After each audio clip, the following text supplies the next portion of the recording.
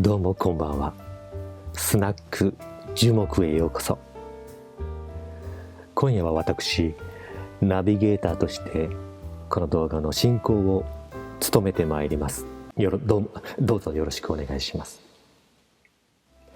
ゆっくりと楽しんでいってください。今夜は、私がねハーレー・ダビッドソンのオーナーになって間もなく2年を経とうというところなんですけれども、そんなハーレー・ダビッドソンに乗って良かったところ、そして悪かったところなどを語っていけたらと思いますです。はい。じゃあまず早速良かったポイント紹介していきたいと思います。まず1つ目、ハーレー・ダビッドソンというブランドのオーナーになったという所有感、これがありますね。やっぱり誰もが知ってるハーレー・ダビッドソン、もともとそんなに興味はなかったんだけども、そう愛さんが乗ってたから、ハーレー・ダビッドソンってどんなバイクなんだろうっていうぐらいで、それほど興味はなかったんですよ。なのに、ハーレー・ダビッドソンいきなり購入して、またがった瞬間にこの実感が湧くというかね、このバイクを僕は所有してるんだという満足感はかなりありました。そして2つ目、存在感のあるデザインですね。ハーレー・ダビッドソンのデザイン、メカニック的な V ツインエンジンの形、そしてエアクリーナーの形、そしてサイドに出たマフラー、2本出しのマフラー、どれをとっても存在感のあるダイナミックなデザイン、これに少しずつ僕もね心惹かれていったわけでございます。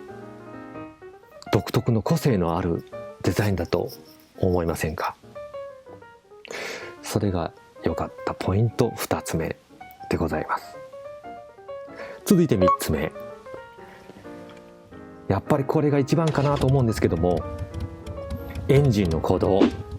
そして空気を揺るがすダイナミックサウンド、もうハーレーならではのサウンドですね。トコトトコトトコトトコトというね、アイドリングの3拍子の鼓動音、ハーレー・ダビッドソンならではのサウンドではないでしょうか。どんどんどんどんと音とともに車体が揺れるわけですね。これがね癖になってくるというか、しばらく乗ってないとまたこの鼓動を感じたくなるという感じなんですよね。続いて4つ目、やっぱり低速トルクがですね非常に力強いんですよ、ハーレー・ダビッドソン。そういうこともあって、クラッチをつないだ時にエンストはしないです。でなんだろうな、つないだ瞬間にグッとくるこのトルク感、この太いトルクのおかげで立ちこけしたことは今まで一度もないですね。やっぱり交差点から立ち上がりの時にエンジンがストールすることも、ほとんどないですね。雑なこのクラッチ操作をしてもこのトルクがカバーしてくれる、そんなイメージがありますね。さあ続きまして、良かったポイント5つ目、これは女性の方とか身長の低い方がよく感じるポイントだと思うんですけども、足つきが非常にいいです。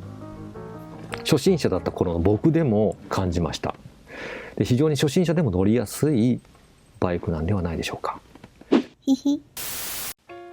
杯いただいてもいいですか？皆さんもねドリンク片手にこの動画をご覧いただけたらと思います。さあ続きまして、良かったポイント6つ目ですね。安定感がありますね。これ低速走行をしても、ふらつきが少ないかな、ふらつきを感じないかなと思います。これなぜかというと、車重が重いからなんじゃないかなと。車体が重いっていうのは後のね悪かったポイントでもあるんですけども、逆にこの安定感があるんではないでしょうか。良かったポイント6つです。今まで良かったポイント6つを挙げましたけれども、この逆にですね、残念だったポイント、悪かったポイント、もちろんあるんですね。じゃあこちらを少しずつ語っていきましょう。まず1つ目、もう一番はこの重くて取り回しが大変。初めて購入して向き合った時、またいだ時でバイクを起こした時に感じました。めちゃくちゃ重いです。前輪と後輪のそのバイクの全長も長いので、取り回しがねすごい大変です。例えば駐車場で向きを変えようと思う時、そしてバイクから降りてバイクを押す時、これはね僕はね必ずバイクにまたがって操作するようにしています。というのもバイクを倒してしまうんじゃないかっていうね不安感があるんですね。とにかくこのバイクは重くて取り回しが大変。続いて2つ目、とにかくね燃費が悪いです。僕のバイク満タンガソリンを入れてだいたい100キロを超える手前で給油を心がけています。多分走っても130キロなんじゃないかなと思うんですけども、とにかくガソリンのことを常に気にしていかなくちゃいけない。ロングツーリングの際でも次のガソリンスタンドはどこにあるのかなっていうことを考えていかなくちゃいけない。これがこの不便さっていうのを実感しました。続いて3つ目、悪いポイント3つ目。これ僕のバイクだけかもしれないんですけれども、長時間運転するとすごい疲れるんですね。僕のバイクはフォアコンといって足を前に突き出したスタイルで乗るライディングスタイルなんですね。ハンドルがバーハンドルということもあって、常に固定された姿勢で乗らなくちゃいけないということもあって、長時間乗るとですね、肩が凝ったり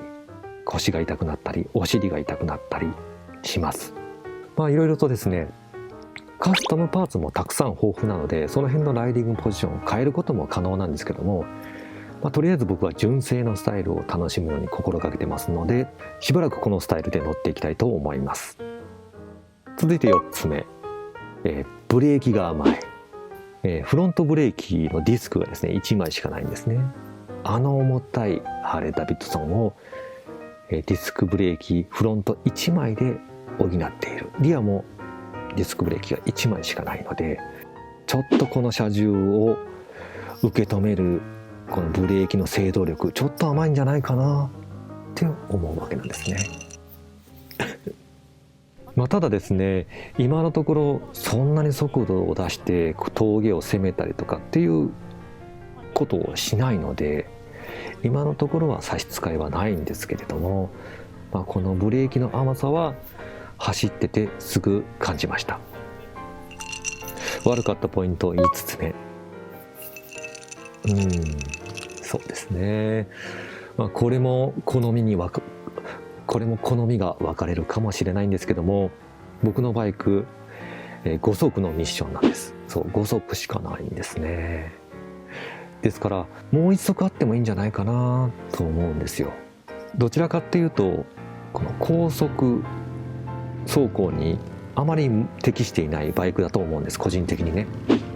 低い回転数で走る際にやっぱり5速だと